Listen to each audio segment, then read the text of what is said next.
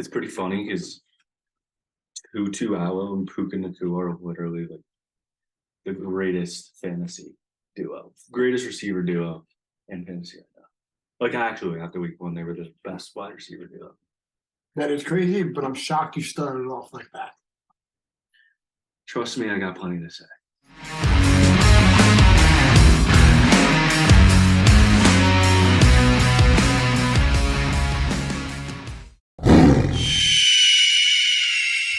Welcome back, Tiger Hawk sports fans, to another Tiger Hawk Sports podcast. I'm just gonna kick it off right now because How about we? no. Let's say week two schedule because they're right at the top. They're right at the top. Fine. Arizona Cardinals versus the New York Giants. Go ahead. Oh God, last week was just a fucking abysmal performance. That's an understatement. It was so brutal to watch. We got fucking bullied. It was Daniel brutal. Jones and Brian Dable got fucking bullied.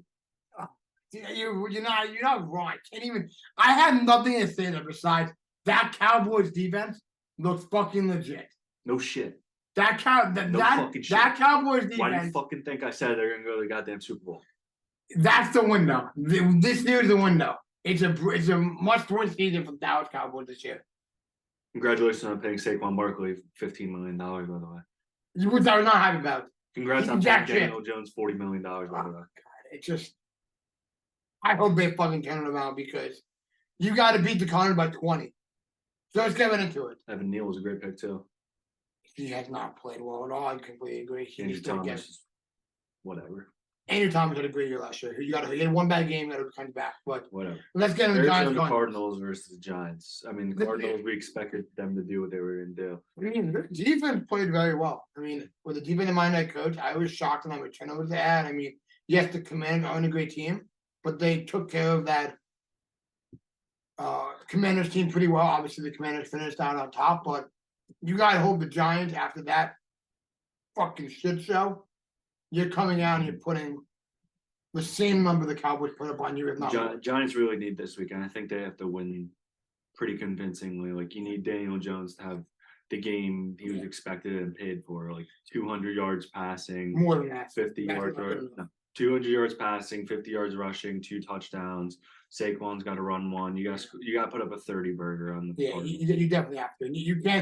You can't let your QB get sacked 12 times or how many times they got fucking sacked in the Cowboys. That would fucking atrocious too. Yeah.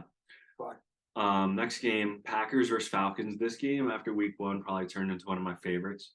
And I know we mentioned last week that Falcons Panthers wasn't an exciting game, and same thing with Packers Bears. And now this easily is probably the most exciting game on my schedule. I mean, I love to see Jordan Love last week coming in to starting his first game as a Packers QB, only the third starting QB since Brett Favre started for the Packers. I mean, no shit, Brett Favre, Aaron Rodgers, Jordan Love. That's 3. But I'm just saying, like, you have expectations, but your expectations after what Aaron Rodgers and Brett Favre done before you was really high, and I think he succeeded with expectations. I think for the Packers, it was pretty interesting because they did it without Christian Watson. Jordan Love didn't even have his number 1 receiver out there. As for the Falcons, it was the Panthers. So, like, you don't know yet. You really don't know. But I think that's all of week 2. Like, every team, like, you're kind of like, all right, was that a fluke week 1? Is that what they're going to be for the rest of the season? The question I got for the Falcons before we go into anything else. Do you think Bijan is going to shrink his load, or do you think they're going to keep doing that? I think they're slowly going to work his load, but, like, Tyler Algier looks great. Yeah. And I think Cordell Patterson's 100% got to get moved. You mean the Joker? Joker, yeah. Next game, Bengals-Ravens. I see. We went to one of those games, and that game was exciting. Although the Bengals had a really bad performance, then again, Joe Burrow didn't really play with his team. So that's all an excuse. That's all an excuse. And that's all an excuse. But it's Joe Burrow is one of my favorite players in the NFL. That is all a bullshit excuse for put up 3 points. No, it's not Joe. It's not because Joe Burrow didn't play all offseason. It's not because he fucking hurt his calf. Like, no. Dak Prescott didn't get those fucking excuses when he broke his ankle and he didn't play all preseason. And then he actually played the first game of the year the next year after that against the reigning Super Bowl champ Tampa Bay Buccaneers and threw the ball 40 times and almost beat their fucking ass. So, no, it's not a fucking excuse. I never, It's not an I excuse. never want seriously. I'm saying that. But you and everybody else in the fucking media, oh, Joe Burrow didn't play with his fucking team. Joe Burrow had a hurt calf. I don't care. Yeah, I don't give a care. fuck. He had a I don't bad give a game. shit. You come out, you're paid to, as the top quarterback in the NFL, you fucking play like one. You know how I feel about Joe Burrow, and you're coming here telling me shit I already fucking know. I was just thinking until the media said to get that, but your dumbass had a point taken out of me. It was the But yeah, Browns. The Browns showed up. They did. The Browns defense But- is the reason they won the game. But Joe Burrow had a fucking Not because bad Joe game. Burrow didn't fucking play in the offseason. No. He had a fucking bad game. Joe That's Burrow's why. Joe Burrow. He started off training camp. He had OTAs. He had all that shit. But the Bengals have always started off bad, and look where they ended up in the NFC. Exactly. Exactly. They always start off slow. That's a coaching problem. That's not a Joe Burrow problem. That's not a Joe Burrow was hurt. All right, next game. We can go on and on, but Joe Burrow, you know how I feel about Bills it. Raiders. Yeah, like yet again, I think that is another exciting game. I don't. I mean, I think the Raiders definitely surprised a lot of people. Devontae Adams, Jimmy G, what Jacoby Myers did. Their defense made some big plays. But yet again, the Bills need to win. It's kind of the same with the Giants. I mean, we'll The see. Bills have to win this game. The Bills have to win this game. Yes, they do after what happened on Monday night, which is something we'll talk about later on. But Bills have to win this game, and I think they're going to do it. And the Raiders just surprisingly not convincingly beat the Broncos. And now Devontae Adams is hurt, didn't practice today with a foot injury. Jacoby Myers in concussion protocol. So that really hurts. And Jimmy G's a little banged up.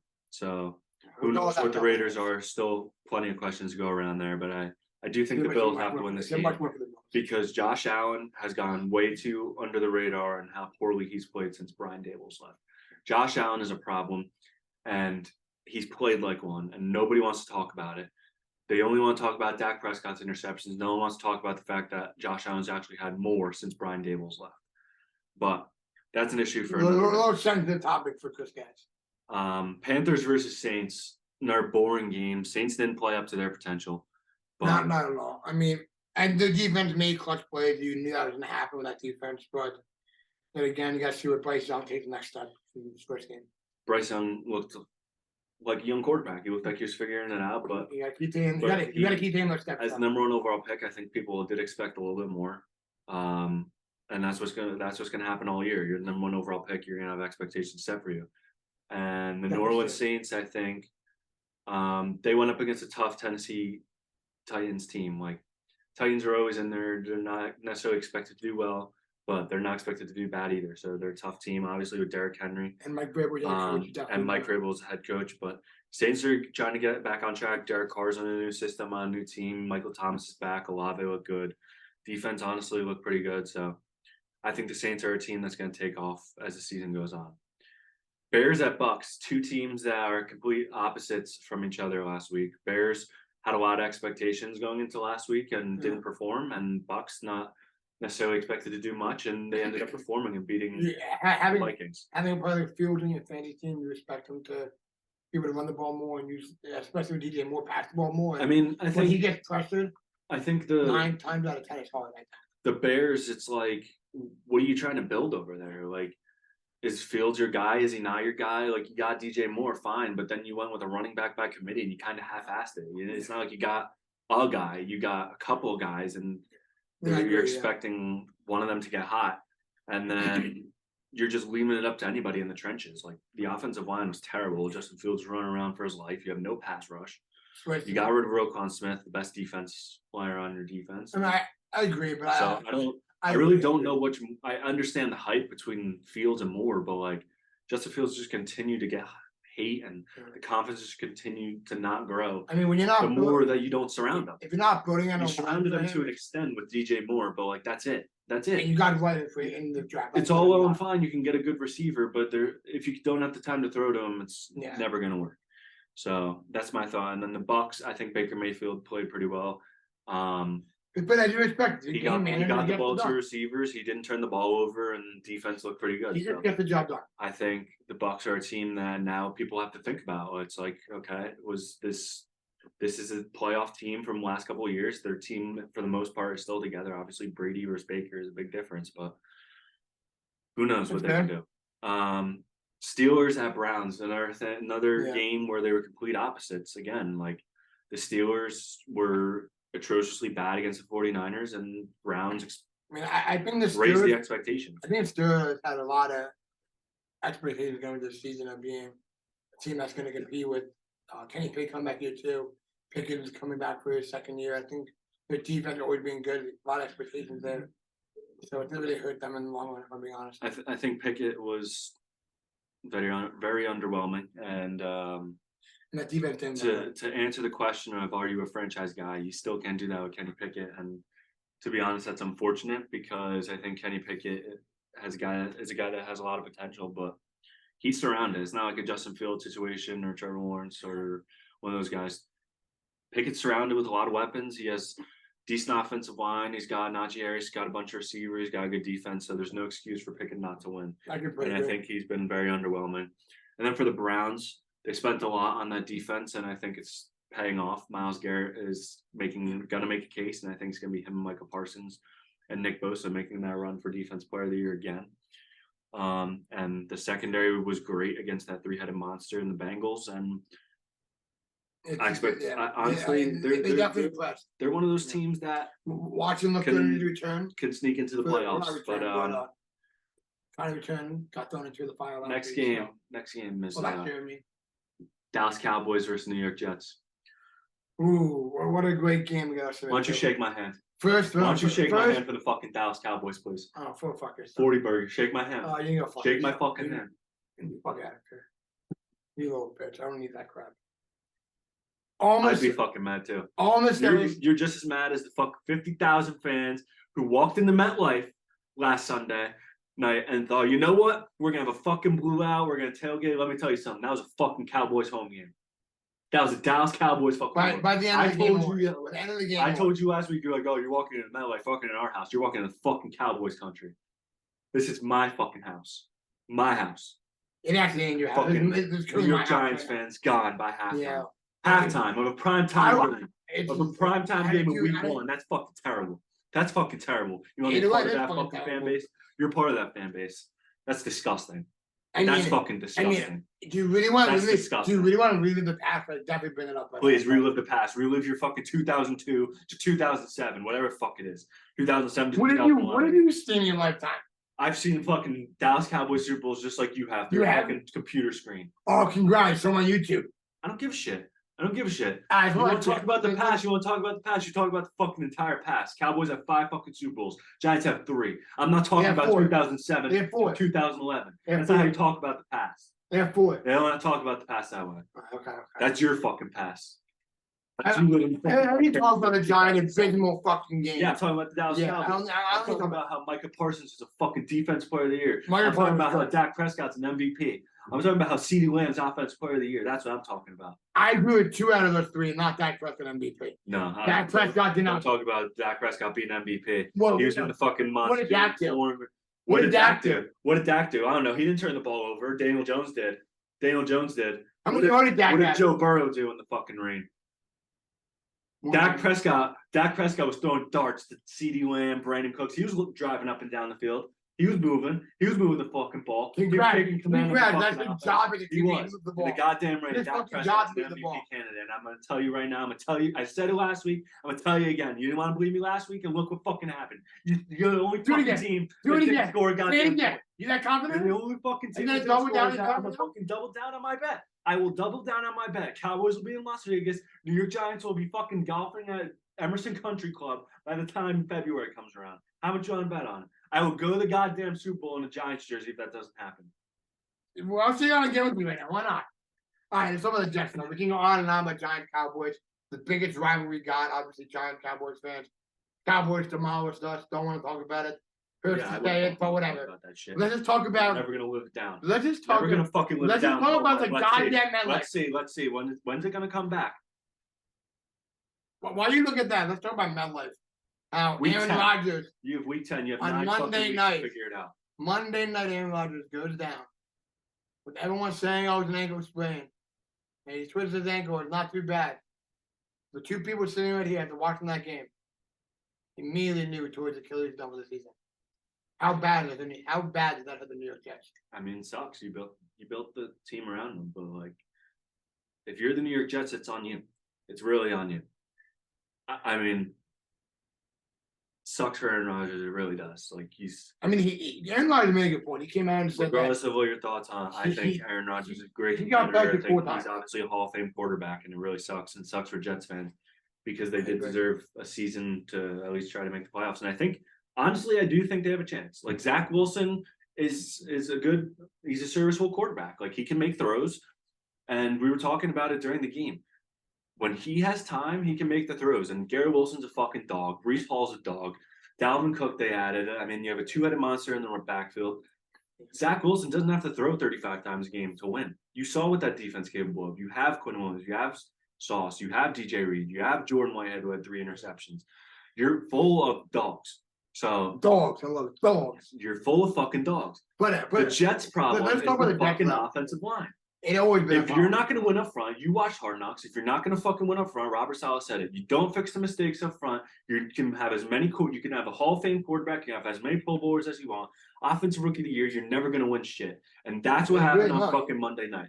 Yeah, Aaron Rodgers got hurt because of he was not protected. They were fucking trying to chop block, and he got hurt because he was trying to escape a sack. And you know what? That's on the Jets. The offensive line has to play better. It's bottom line. That's for Aaron Rodgers. That's for Zach Wilson. That's for Tim Boyle if it happens. That's for Tom Brady, whoever they fucking put at quarterback. Doesn't matter who it is. You have to protect the quarterback. You didn't And they get a did not do QB. Beside me, or the vibes. I think regardless, I think Zach Wilson, like I said, is going to be the guy.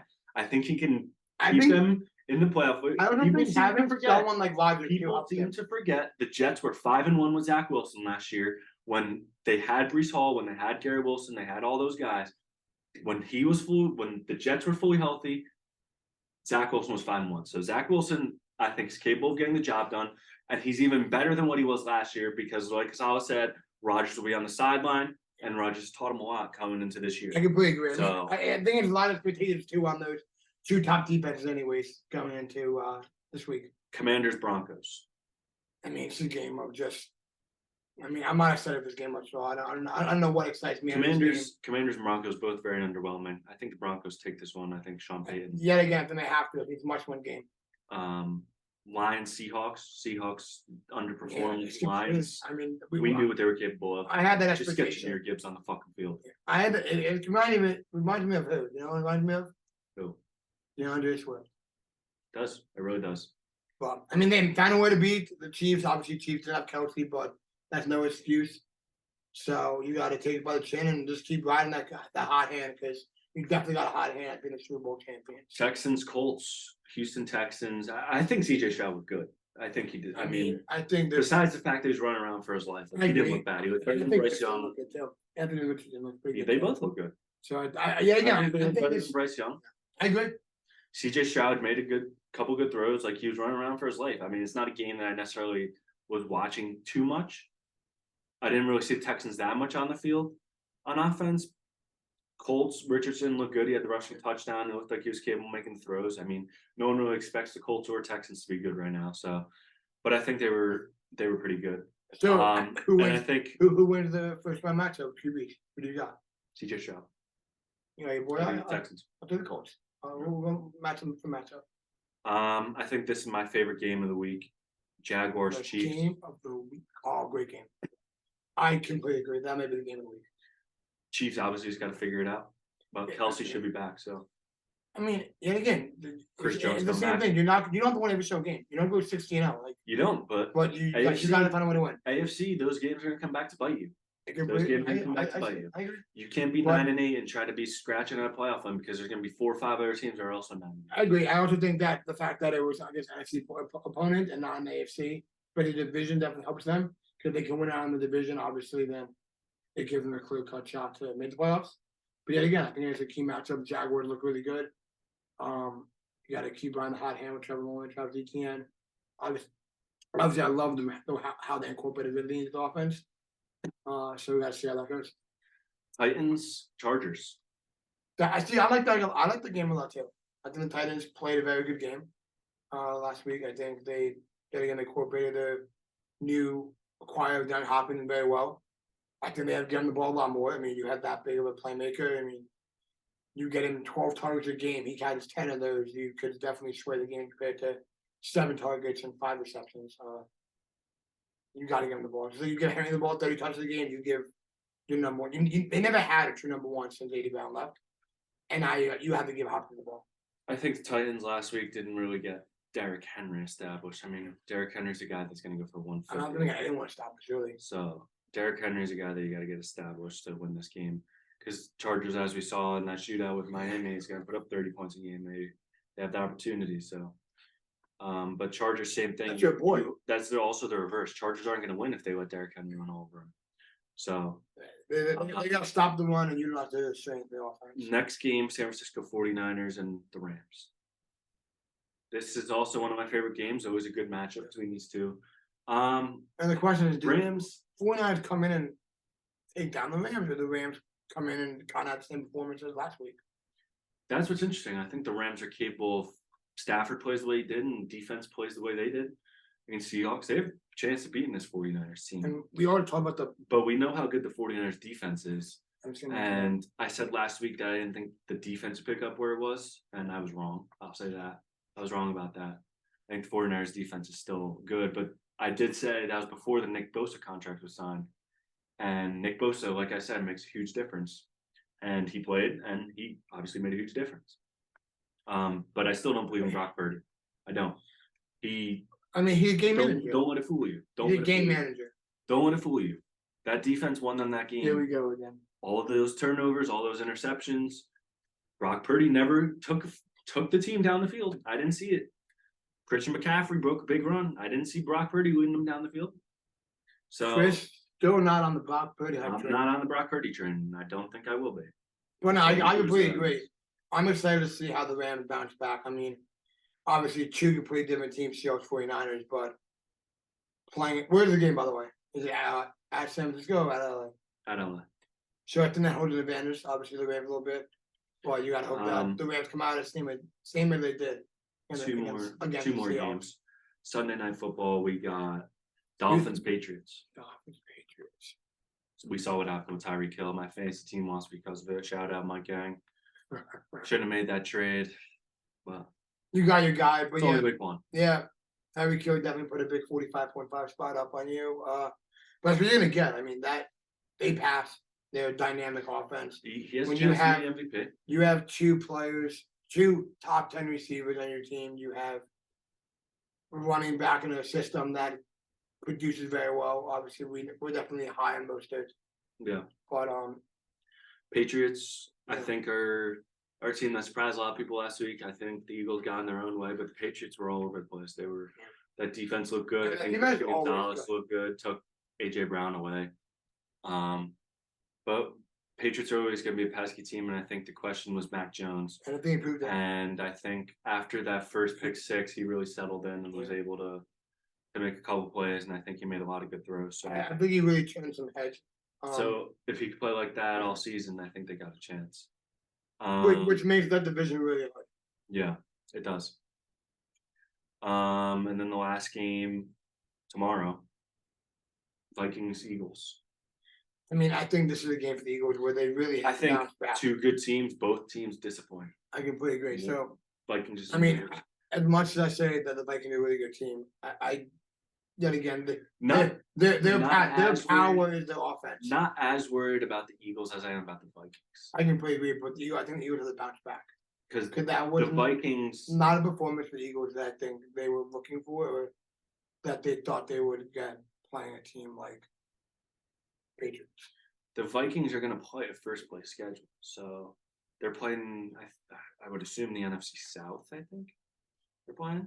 So you got, or no, they just played the Bucks. I don't know who they're playing. I forget. You can look it up, but all I'm gonna say is, I mean, I think the Vikings definitely have an offense. Let me see. They've always had an offense. Obviously, when you have a player like Justin Jefferson, who is arguably the best receiver in the league, Yeah, they're playing the NFC South. you have to think that you're gonna be putting up points consistently on offense. But the only way that that's not gonna happen if the Eagles defense steps up. Yeah, And Eagles defense did not really step up against the Patriots. They had a pick six. You didn't really put pressure on the QB that much. Mac Jones had time. You were good last year because your pressure and they were pressure. So the key to the game for tomorrow night is the Eagles need to put pressure. That's not necessarily true. I think it is. The Eagles put a lot of pressure on Mac Jones. How many sacks did they get? I don't know. But Jalen Carter was unbelievable. We led the entire NFL in pressure, so we had to get some pressure. Yeah, but Eagles they, are not. They led in The sacks Eagles last was year. the issue with the Eagles. They weren't moving the ball. AJ Brown didn't touch the ball. Dallas Goedert didn't even have catch. So Eagles' problem was the offense. Jalen Hurts didn't look good. He did not look good at all. Like, Of course he did. Not your fantasy team, but that's the story. is what it is. You know, fuck him. Fuck him. I told you when I drafted him. It's either I got Jalen Hurts and he's gonna run the ball and he's gonna be a dynamic fantasy quarterback. He's gonna get both, or he's gonna sit on my fucking fantasy team and he's gonna suck. It's a win-win because I get to watch Jalen Hurts suck. But then you lose fantasy. Because so I that's said what it. I said it when he got paid, and I said it last year. Jalen Hurts is the most overhyped fucking player in the NFL. Him and Brock Purdy. I knew you'd be a big Brock into this. So it's whatever. But All right. those are all the games. Those are the games. Don't know if we did it last week. I want to do it this week. Who do you think this week is going to be the team that shocks? Obviously, we had the Steelers last week. Definitely was a major blow. Awful pick, but I think- this year that's going to be a shocker. I mean, I don't know. This week. Texans, I guess. Even though it's not really like a. I mean, I'm a just lot like of picking a just- team. It's a lot of just even teams. So I think the Rams or Texans we might pick. Yeah. I mean, yet again, we're going into the 49ers. I'm not going to say the Rams. I think I'll probably go with the Texans Colts game. Do I think we're going to go? No, but what I'm looking forward for is the two QBs on added. Mm-hmm. But, anyways, you want to cover today? That's it. All right, well, we got week 2 coming up. Stay tuned for week 3. Don't forget to like, subscribe, comment, send us anything you'd like us to talk about in the next podcast. And with that, tell you all sports out.